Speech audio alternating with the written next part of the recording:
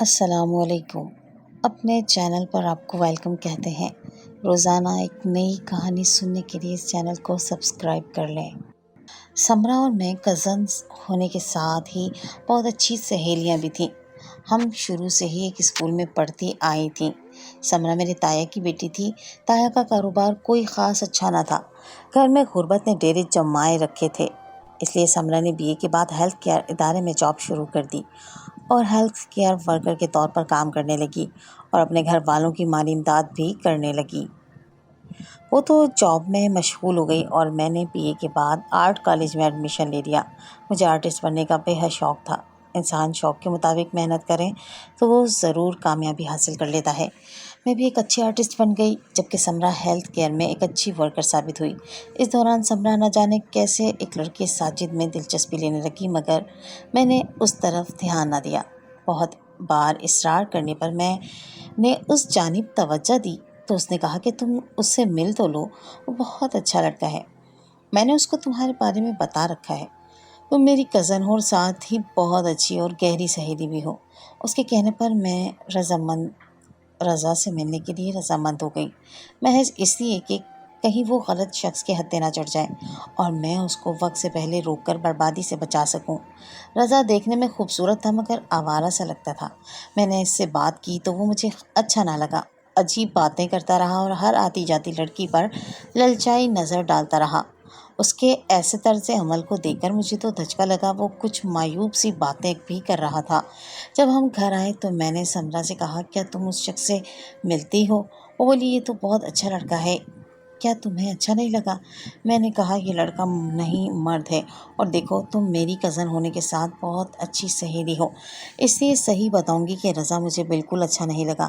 وہ بہت آوارہ سا انسان ہے، ہر آتی جاتی لڑکی کو میلی نظروں سے دیکھ رہا تھا۔ اس نے ہماری موجودگی کا احساس بھی نہ کیا۔ سمرا کو برا لگا، کہنے لگی، تمہیں غلط فہمی ہوئی ہے، وہ ہرگز ایسا شخص نہیں ہے، وہ صرف مجھے حاصل زندگی سمجھتا ہے، مجھ سے محبت کرتا ہے۔ سمرا خفا ہو کر اپنے گھر کو چلی گئی، مگر میرے دل میں نہ جانے کیوں ایک ڈر سا بیٹھ گیا کہ میری کزن جلد بازی میں کوئی غلط فیصلہ نہ کر لے۔ ایک دن وہ میرے گھر آئی، اس وقت میں کچھ پڑھ رہی تھی، میرے پاس آ کر بیٹھ گئی اور کہنے لگی، تم سے بہت ضروری بات کرنی ہے۔ میں نے ایک طرف کتاب رکھ دی، کہنے لگی، میری امی کی دوست حیدرآباد سے آئی ہیں اور امی ان کے بیٹے سے میرے رشتے کی بات طے کرنا چاہتی ہیں۔ ان کے بیٹے کا نام سیماب ہے، وہ مجھے بالکل اچھا نہیں لگتا، اسے دیکھ کر میرے اندر آگ سی لگ جاتی ہے۔ میں تو صرف رضا ہی کو پسند کرتی ہوں اور اسی سے ہی شادی کروں گی۔ میں نے کہا، سمرا تم پاگل ہو گئی ہو کیا؟ یہ دنیا بہت ظالم ہے، تم سیدھی سادھی لڑکی ہو، رضا کو زیادہ جانتی بھی نہیں ہو، تمہارے گھر والے جو فیصلہ کریں وہ خوشی سے مان لو، اسی میں ہی تمہاری بھلائی ہے، تایا تائی جہاں کہیں شادی کر لو۔ سمرا جہاں کی باتوں میں مت آؤ، وہ ضرور تمہیں دھوکہ دے گا، کم از کم مجھے تو ایسا ہی لگتا ہے۔ سمرا بولی، تم جو کہو، مگر میں اس کو برا نہیں سمجھتی، اور ناراض ہو کر پھر وہ اپنے گھر چلی گئی۔ کچھ دنوں بعد تائی ہمارے گھر مٹھائی لے کر آئیں اور خوشخبری سنائی کہ سمرا کی شادی ہو رہی ہے سیماب کے ساتھ۔ میں بہت خوش ہوئی کہ چلو شکر ہے، کسی طرح میری کزن کو عقل تو آئی اور اس نے گھر والوں کی بات کو مان لیا اور اس رشتے کو قبول کر لیا۔ ابھی میں یہ بات سوچ ہی رہی تھی اور تائی امی کو رخصت کیا ہی تھا کہ دروازے پر دستک ہوئی۔ دروازہ کھولا تو میں نے سمرا کو پایا، وہ بہت پریشان لگ رہی تھی۔ اندر آؤ سمرا، کیا ہوا ہے تمہیں؟ سب خیریت تو ہے نا؟ سمرا نے کہا کہ میں نے ایک فیصلہ کیا ہے، اور اگر تم میری کزن سے زیادہ ایک سچی اور پکی دوست ہو تو تم کو میرا ساتھ دینا ہوگا۔ میں نے کہا، کچھ بتاؤ تو صحیح، آخر تم نے کیا فیصلہ کیا ہے؟ تو وہ بولی، میں رضا ہی سے شادی کرنے جا رہی ہوں اور تمہیں اس کے ساتھ شادی کرنے میں میری مدد کرنی پڑے گی، وہ بھی مجھ سے بیاہ کرنے کو تیار ہے اور ہم بھاگ کر یہ شادی کر رہے ہیں۔ سمرا، سیدھے سیدھے اپنے والدین کو بتا کر راضی کر لو، تایا اتنے سخت بھی نہیں کہ وہ تمہاری خواہش کا خیال نہ کریں، بات تو کرو ان سے۔ کہنے لگی، لیکن میرے والدین نے ان لوگوں کو زبان دی ہے، کبھی راضی نہ ہوں گے۔ میری شادی رضا کے ساتھ نہیں کریں گے، لیکن رضا اپنے والدین کو منا لے گا تو پھر تم کیا ہمارا ساتھ دو گی؟ یہ سن کر تو میرا دماغ گھوم گیا۔ پاگل تو نہیں ہو گئی تم سمرا؟ یہ کیا کر رہی ہو اور کیا کہہ رہی ہو؟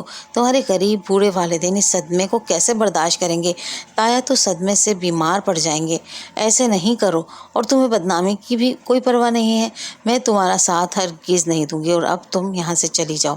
میں تمہیں جتنا سمجھا سکتی تھی سمجھا چکی، پر اب میں نہیں سمجھا سکتی، اسے نہیں چھوڑ سکتی، ہم بہت آگے جا چکے ہیں۔ جب سمرا نے یہ کہا تو میرے منہ سے نکلا، تو پھر بھاڑ میں جاؤ، تم بھی اور تمہارا رضا بھی۔ تب وہ کہہ کر کمرے سے نکل گئی کہ میرا جو دل کہے گا وہ میں کروں گی۔ اس کے جانے کے بعد مجھے افسوس ہوا کہ میں نے کچھ زیادہ ہی سخت لہجہ اختیار کر لیا تھا۔ وہ میری بہن سے بڑھ کر میری سہیلی تھی، بچپن کا ساتھ تھا، ایسا مجھے نہیں کہنا چاہیے تھا۔ یقیناً ناراض ہو گئی ہوگی میرے رویے میں، کیونکہ تلخی آ گئی تھی۔ یہ سوچتے سوچتے شام ہو گئی اور اتنے میں تائی امی ہمارے گھر آئیں اور میری امی سے پوچھنے لگیں کہ زویا بیٹی کہاں ہے؟ امی نے جواب دیا وہ اپنے کمرے میں ہے۔ خیر تو ہے بہن، کیا ہوا ہے؟ تائی امی جی کافی پریشان تھیں اور گھبرائے ہوئے لہجے میں بول رہی تھی وہ سمرا صبح سے گئی ہوئی ہے اور اب شام ہونے کو آئی ہے، ابھی گھر نہیں آئی۔ سوچا کہ جا کر زویا سے پوچھوں، شاید دونوں ساتھ گئی ہوں، یا کیا پتہ زویا کو اس بارے میں کچھ معلوم ہو۔ یہ سب سن کر میں اپنے کمرے سے باہر آ گئی اور میرے دل نے خطرے کی گھنٹی بجا دی کہ سمرا جو سوچ رہی تھی وہ کر گئی۔ تائی امی وہ سمرا کیا ہوا؟ بیٹی کچھ تو بولو، وہ بے صبری سے پوچھنے لگی۔ میرے حلق سے اب آواز نہ نکل رہی تھی۔ بالآخر ہمت کر کے بتایا کہ شاید وہ رضا نامی ایک مرد کے ساتھ کہیں چلی گئی ہے، کیونکہ مجھے کہہ رہی تھی کہ سیما آپ سے شادی نہیں کروں گی اور میں رضا کو پسند کرتی ہوں، تو اسی کے ساتھ ہی میں چلی جاؤں گی۔ لگتا ہے وہ ضرور اس شخص کے ساتھ بھاگ گئی ہے۔ یہ سن کر جیسے سمرا کی ماں پر بجلی گر گئی ہو، ان پر ایک سکتے کا عالم چھا گیا اور بے سود ہو کر فرش پر ڈھہ گئیں۔ میں نے اور امی نے انہیں اٹھایا اور صوفے پر بٹھا کر پانی پلایا۔ میری امی نے ان کو تسلی دینے کی کوشش کی، مگر ان کی آنکھوں سے آنسو بہہ رہے تھے۔ ہم تائی امی کو ان کے گھر چھوڑ کر آ گئے۔ جب میرے تایا کو سمرا کی اس حرکت کا علم ہوا تو وہ اس صدمے کو نہ سہ سکے اور ان کو ہارٹ اٹیک ہو گیا۔ 5-6 دن ہسپتال رہنے کے بعد وہ آخرکار خالق حقیقی سے جا ملے، کیونکہ سیماب کے ہمراہ وہ سمرا کی شادی کے کارڈ تک بانٹ چکے تھے۔ اپنی بدنامی کے خوف سے انہوں نے اس دنیا سے رخصتی اختیار کر لی، جبکہ سمرا کی امی کی حالت بہت بری ہو گئی۔ میں نے سوچا کہ کیا واقعی وہ اتنی خود غرض تھی کہ ایک شخص کی خاطر اپنے اتنے پیار کرنے والدین کو اس نے چھوڑ دیا؟ میں تمہیں کبھی معاف نہیں کروں گی سمرا، میں نے دل ہی دل میں اس کو مخاطب کیا۔ اس واقعے کو 1 سال کا عرصہ گزر گیا اور میری اس سے کوئی ملاقات، کوئی رابطہ نہیں ہو سکا۔ وہ نہ جانے کس دنیا میں چلی گئی تھی۔ میں نے دل میں اسے بلایا ہی نہیں تھا۔ ہر پل مجھے اس کی فکر رہتی تھی اور میں دعا گو رہتی تھی کہ وہ جہاں بھی ہو خوش ہو۔ ایک دن میں اپنی آرٹ گیلری میں بیٹھی تھی کہ دروازے پر دستک ہوئی۔ میں نے کہا کون؟ اندر آ جائے۔ میں یہ دیکھ کر حیران رہ گئی کہ سامنے سمرا کھڑی تھی۔ میں حیرت سے اسے دیکھ رہی تھی۔ وہ بولی زویا میری سہیلی، کیا مجھ سے بات نہیں کرو گی؟ کس بات پر سہیلی کہتی ہو تم مجھے؟ سمرا بظاہر خفا ہو کر میں نے اس سے کہا، ایک شخص کی خاطر تم مجھے، اپنی بہن، اپنی پیاری سہیلی کو اور اپنے اتنے پیار کرنے والے والدین، جان نچھاور کرنے والے والدین کو چھوڑ کر چلے گئیں، اور بتاؤ اتنے عرصے تم کہاں رہی؟ خبر بھی ہے تم کو تمہارے گھر والوں پر کیا بیتی ہے؟ مجھے معاف کر دو پلیز زویا، مجھ سے بہت بڑی غلطی ہو گئی۔ رضا نے میرے ساتھ بے وفائی کی، اس نے مجھے برباد کر دیا۔ تم ٹھیک کہتی تھی کہ وہ آوارہ ہے، مگر میں نے تمہاری کوئی بات نہ مانی اور اس کے وعدوں پر اندھی ہو کر اپنا سب کچھ چھوڑ چھاڑ کر اس کے ساتھ بھاگ گئی۔ کیا تم بتاؤ گی کہ تمہارے ساتھ کیا ہوا؟ جب آپ اس حال میں ہو کر غصہ پی کر میں نے اس سے کہا، مجھ پر خفا نہ ہو زویا، غلطی انسان سے ہو جاتی ہے، مجھ سے بھی ہوئی، تمہارے سمجھانے سے میں نہ سمجھی، تبھی میرے ساتھ ایسا ہوا۔ لیکن میرے گھر والوں نے بھی احتجاج کے باوجود میری ایک نہ مانی، جس کا نتیجہ ان کو بھگتنا پڑا۔ وہ آخر مجھ سے پوچھتے تو صحیح کہ میں سیماب سے کیوں شادی نہ کرنا چاہتی تھی، کیا میں کسی اور کو پسند کرتی تھی؟ لیکن میرے ماں باپ نے بھی چھان بین نہ کی۔ تم ہی میری امی سے کہہ دیتی کہ میری بات مان لیں، لیکن کسی نے میرا ساتھ نہ دیا، کوئی نہ مانا۔ واقعی سمرا، تم ابھی تک اپنی غلطی کی تلافی ڈھونڈ رہی ہو۔ میں نے تمہیں آگاہ کر دیا تھا، روکا بھی تھا، رضا سے مل کر اندازہ کر لیا تھا کہ کس کماش کا انسان ہے، پھر بھی تم شکوہ کرو تو فضول ہے۔ وہ سخت پریشان تھی، مزید پشیمان ہو گئی۔ تب میں نے کہا، اچھا بتاؤ تو صحیح، تمہیں ہوا کیا ہے؟ تم بہت خستہ حال لگتی ہو۔ جب میرے احتجاج پر کسی طور گھر والے نہ مانے تو میں نے رضا کو آگاہ کیا کہ میری سیماب سے شادی ہو رہی ہے اور اب یہ شادی نہیں ٹل سکتی۔ تم بتاؤ کیا کریں؟ وہ بولا، فکر کرنے کی بجائے عمل کرو، اور یہ بہت آسان ہے۔ گھر والوں کو چھوڑو اور میرے پاس آ جاؤ۔ کل صبح ہم یہ شہر چھوڑ دیں گے، پھر ہمیں کوئی ڈھونڈ نہ سکے گا۔ تب ہم نکاح کر لیں گے۔ کچھ عرصے بعد تم اپنے والدین کو منا لینا، وہ تمہاری خاطر ضرور مان جائیں گے، اور میں بھی اپنے والدین کو منا لوں گا۔ لیکن یہ وقت اگر ہاتھ سے نکل گیا تو پھر لوٹ کر نہ آئے گا۔ میں صبح امی سے یہ کہہ کر نکلی کہ زویا کے ساتھ بازار جا رہی ہوں۔ گھر سے نکلتے وقت امی کی نظر بچا کر کچھ جوڑے اور میں نے نقدی بھی رکھ لی تھی، اور جو امی نے میری شادی کے لیے چھپا کر رکھی تھی۔ سب کچھ اٹھا لیا۔ ریلوے اسٹیشن پر پہنچی تو رضا وہاں میرے انتظار میں کھڑا تھا۔ مجھے دیکھ کر اس کے چہرے پر خوشی کی لہر دوڑ گئی۔ اس نے ہم دونوں کا ٹکٹ لیا اور ٹرین میں سوار ہو گئے۔ وہ مجھے کراچی لے گیا اور ہم ایک ہوٹل میں رہنے لگے۔ کچھ دن وہاں رہنے کے بعد اس نے کہا کہ یہاں میرے دوست کا گھر ہے، وہاں چلتے ہیں۔ انجام سے بے خبر میں ہاں ملاتی گئی۔ ہم جتنے دن اکٹھے رہے میں اصرار کرتی رہی کہ مجھے جلد نکاح کر لو، ہم کب تک اس طرح رہیں گے؟ اور وہ یہی کہتا تھا، ابھی گھر سے نکلنا ٹھیک نہیں ہے ورنہ پکڑے جائیں گے۔ وہ ہیلے بہانوں سے کام لیتا رہا۔ دراصل اس نے مجھے اپنی وفا کا اس قدر یقین دلایا تھا کہ میں اس کی ہر بات مان جاتی تھی۔ آنکھوں پر پیار کی بٹی بندھی تھی۔ ایک روز رضا باہر گیا ہوا تھا کہ اس کا دوست آ گیا جس کے مکان میں ہم لوگ قیام پذیر تھے۔ اس کو مجھ سے بات کرنے کا موقع مل گیا۔ اس نے کہا، سمرا، شاید تمہیں علم نہیں کہ رضا پہلے سے شادی شدہ ہے اور اس کے 3 بچے بھی ہیں جن سے وہ بہت محبت کرتا ہے، لہٰذا اس کا تمہارے ساتھ نکاح کرنے کا کوئی ارادہ نہیں ہے۔ اس سے وفا کی امید نہ رکھنا۔ یہ سن کر تو مجھ پر قیامت ٹوٹ پڑی۔ میں رونے لگی۔ اسی وقت رضا آ گیا۔ مجھے روتا دیکھ کر کہنے لگا، شاید تمہیں حقیقت کا علم ہو چکا ہے۔ راسف نے یہی کہا ہوگا نا کہ میں تمہارے ساتھ کچھ وقت گزارنا چاہتا تھا، تبھی گھر سے بھاگنے پر مجبور کیا اور تم میرے جھانسے میں آ کر سب کچھ چھوڑ چھاڑ کر چلی آئیں۔ اصل میں راسف کب سے مجھے کہہ رہا تھا کہ مجھے تمہیں حقیقت بتانی چاہیے۔ شاید تم راسف کو پسند آ گئی ہو، لہٰذا میں نے یہی فیصلہ کیا ہے کہ کیوں نہ میں تمہیں راسف ہی کو بخش دوں۔ یہ سن کر تو میرے پیروں تلے زمین نکل گئی۔ سوچا بھی نہ تھا کہ یہ اتنا خبیث انسان ہو سکتا ہے، اتنی گھٹیا سوچ کا مالک ہو سکتا ہے۔ تم اندازہ نہیں کر سکتی کہ مجھے کتنا دکھ ہوا۔ اس نے میری زندگی کے ساتھ اتنا بڑا مذاق کیا کہ قیامت تک میں اس کو معاف نہ کروں گی۔ تم ٹھیک کہتی تھی زویا کہ میں بہت سادی سی لڑکی ہوں۔ بلا شبہ اس نے مجھے اپنی باتوں سے پاگل بنایا۔ کچھ دن بسر کی اور پھر مجھ سے چھٹکارا حاصل کرنے کی سوچی۔ میری زندگی برباد کر ڈالی۔ اس روز وہ مصنوعی غصہ کرتے ہوئے نکل گیا، پھر کبھی واپس نہیں آیا۔ میں رو رو کر اس کا انتظار کرتی رہی۔ راسف صبح شام مجھے کھانا دیتا اور سمجھاتا تھا کہ رونے سے کچھ نہیں ہوگا کیونکہ رضا اب نہیں آئے گا، وہ دبئی چلا گیا ہے، تم کو مجھے سونپ کر گیا ہے۔ اس نے دبئی سے مجھے فون کیا تھا کہ اس لڑکی سے کہو کہ گھر چلی جائے، والدین جیسے بھی ہوں اولاد کو معاف کر دیتے ہیں۔ میں تو اسی لمحے مر گئی تھی زویا جب رضا مجھے چھوڑ کر چلا گیا تھا۔ جو میں نے سوچا بھی نہ تھا وہ میرے ساتھ ہو گیا۔ 2 وقت کی روٹی اور پناہ کی خاطر اب میں اس کے دوست راسف کے ساتھ بغیر نکاح کے رہنے پر مجبور تھی۔ میری روح جسم میں نہ تھی، میں ایک زندہ لاش کی طرح تھی۔ شکوہ کس سے کرتی؟ اپنی بربادی کی میں خود ذمہ دار تھی۔ راسف نے مجھے رضا کے بارے میں بتایا کہ وہ انتہائی گھٹیا اور کمینہ قسم کا آدمی ہے، ایسے ہی لڑکیوں کا بہلا کر ان کو گھر سے بے گھر کرتا ہے اور پھر جب دل بھر جاتا ہے تو چھوڑ کر چلا جاتا ہے۔ میں اس کا چوتھا شکار تھی، اور اب جب راسف آتا تو میں زاروں قطار رونے لگتی، جس وجہ سے وہ پریشان ہو جاتا۔